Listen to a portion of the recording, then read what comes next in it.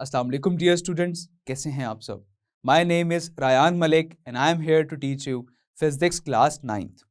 In this lecture, we are going to study a topic of chapter number 4, which is states of equilibrium. So let's start our lecture. Let's consider a book. It has 6 faces, 2 broad faces and 4 narrow faces. So let's suppose अगर आप book को इस तरह से stand करें कि एक इसकी नैरो साइड जो है आप उस पर स्टैंड कर रहे हैं इसको।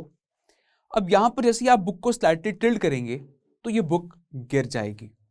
सो वी कैन से कि ये बुक अनस्टेबल है। अब इस तरह से हम बुक को प्लेस करते हैं ब्रॉड फेसेस पर। तो अब अगर आप बुक को स्लाइटली पुश करते हैं तो ये बुक अपनी उसी स्टेट में रहेगी। So we can say that the book is stable. So there are 3 states of equilibrium, and they are stable equilibrium, unstable equilibrium and neutral equilibrium. So first of all discuss करते हैं stable equilibrium को. A body is said to be in stable equilibrium if after a slight tilt it returns to its previous position. तो एक body stable equilibrium में होगी अगर आप उसको स्लाइटली सा टिल्ट करें और वो दोबारा से अपनी उसी पोजीशन में वापस आ जाए तो हम कहेंगे कि वो बॉडी स्टेबल इक्विलिब्रियम में है। जैसा कि जब बुक हमारी ब्रॉड फेसेस की तरफ प्लेस थी तब स्लाइटली पुश करने पर भी बुक अपनी उसी हालत में मौजूद है तो हम कहेंगे कि ये बुक का स्टेबल इक्विलिब्रियम है। स्टेबल इक्विलिब्रियम के लिए एक कंडीशन बहुत जरूरी है कि आपकी बुक का या किसी भी ऑब्जेक्ट का centre of gravity point lower होना चाहिए। तो सेंटर ऑफ ग्रेविटी पॉइंट जितना लोअर होगा आपका वो ऑब्जेक्ट उतना ज्यादा स्टेबल होगा। इसी तरह से एक और कंडीशन ये है कि उस ऑब्जेक्ट की जो बेस है वो वाइड होनी चाहिए। जितनी उस ऑब्जेक्ट की बेस वाइड होगी वो ऑब्जेक्ट उतना ज्यादा स्टेबल होगा। जैसा कि हमारे पास एक बॉक्स है। अब मैं ये कहता हूं कि इसका सेंटर ऑफ ग्रेविटी पॉइंट यहां पर एक्ट कर रहा है और जो कि स्टेट डाउनवर्ड एक्ट कर रहा है। अब जब मैं इसको स्लाइटली टिल्ट करूंगा तो इसका सेंटर ऑफ ग्रेविटी पॉइंट जो है वो राइज करेगा। लेकिन राइज करने पर भी अगर मैं इस लाइन के थ्रू देखूं तो ये लाइन जो है ये अभी भी उसकी बेस पर फॉल कर रही है और अब जैसे ही मैं इसको छोड़ूंगा तो ये ऑब्जेक्ट दोबारा से अपनी ओरिजिनल पोजीशन पे वापस आ जाएगा। तो यहां पर मैं ये कह सकता हूं कि ये ऑब्जेक्ट मेरा स्टेबल इक्विलिब्रियम में है। अब आप जरा नोट करें कि जब मैंने इसको स्लाइटली टिल्ट किया तो इसका centre of gravity point rise कर रहा था और ये लाइन स्टिल एक्ट कर रही थी बेस पर।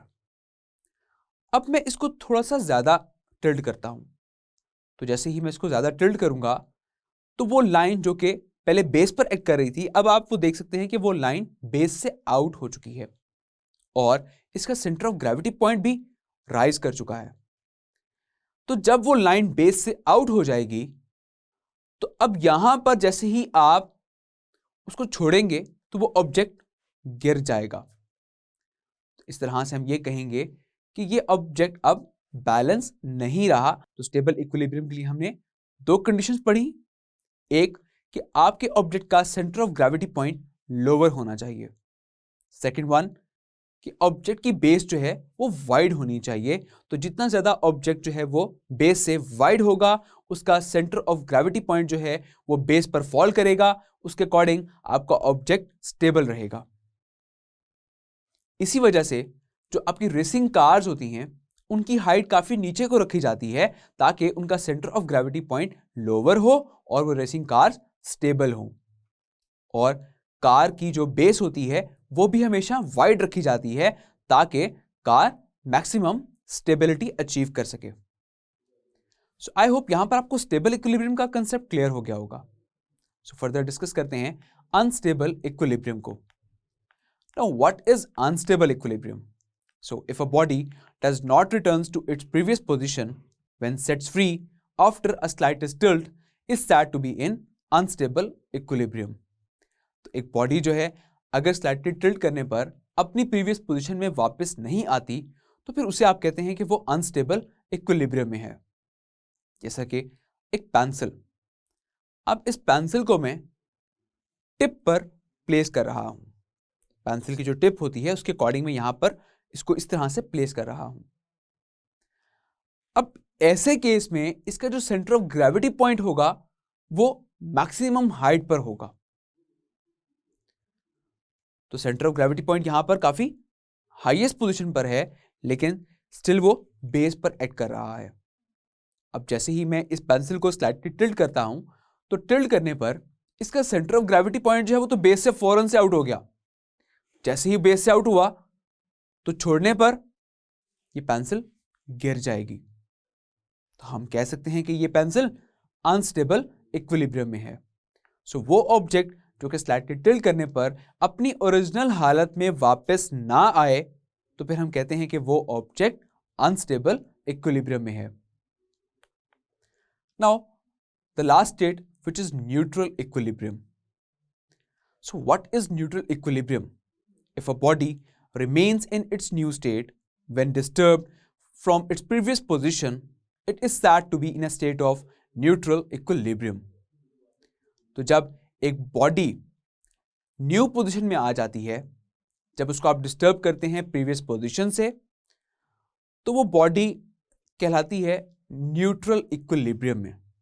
लेकिन यहां पर एक कंडीशन ये जरूरी है कि उसका जो सेंटर ऑफ ग्रेविटी पॉइंट है वो सेम पोजीशन पर रहता है। सेंटर ऑफ ग्रेविटी पॉइंट यहां पर मूव नहीं करता, लेकिन जब आप उसको डिस्टर्ब करते हैं प्रीवियस पोजीशन से तो वो बॉडी एक न्यू पोजीशन में आ जाती है, बट स्टिल उसका centre of gravity point same height पर मौजूद है और न्यू स्टेट पर आने पर भी वो बॉडी स्टेबल शो करती है। इस तरह से प्रीवियस पोजीशन पर भी वो बॉडी स्टेबल में थी और न्यू पोजीशन पर भी वो बॉडी स्टेबल है। तो ऐसे ऑब्जेक्ट को हम कहते हैं that it is an neutral equilibrium. For example ball. अब जैसे ही आप बॉल को स्लाइटली पुश करते हैं तो ये बॉल मूव कर रही है, बट स्टिल पहले भी इसका centre of gravity point centre में लाई कर रहा था, न्यू पोजीशन पर भी इसका centre of gravity point centre में ही लाई कर रहा है। सो वी कैन से कि ये बॉडी न्यूट्रल इक्विलिब्रियम में है। तो न्यूट्रल इक्विलिब्रियम में हमने दो चीजें पढ़ी कि वो बॉडी जो है प्रीवियस पोजीशन में या फिर न्यू पोजीशन में, दोनों केस में बॉडी स्टेबल रहती है और उसका सेंटर ऑफ ग्रेविटी पॉइंट भी चेंज नहीं होता, वो भी हमेशा उसी सेम हाइट पर रहता है। सो आई होप यहां पर आपको ये 3 स्टेट्स ऑफ इक्विलिब्रियम का कंसेप्ट क्लियर हो गया होगा। सो इसकी कुछ एग्जांपल डिस्कस करते हैं, जैसे कि बॉल, स्फीयर, रोलर या फिर हॉरिजॉन्टली लाइंग पेंसिल या फिर कोई एग जो कि एक हॉरिजॉन्टली किसी फ्लैट सरफेस पर मौजूद है।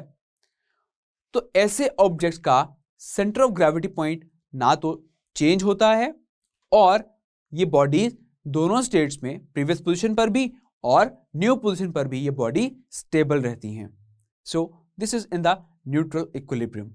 सो आई होप यहां पर आपको ये 3 स्टेट्स ऑफ इक्विलिब्रियम का कंसेप्ट क्लियर हो गया होगा। So now move towards the next topic which is stability and position of centre of mass. अब स्टेबिलिटी का position of centre of mass से क्या लिंक है? सेंटर ऑफ मास तो आप सब पढ़ ही चुके हैं।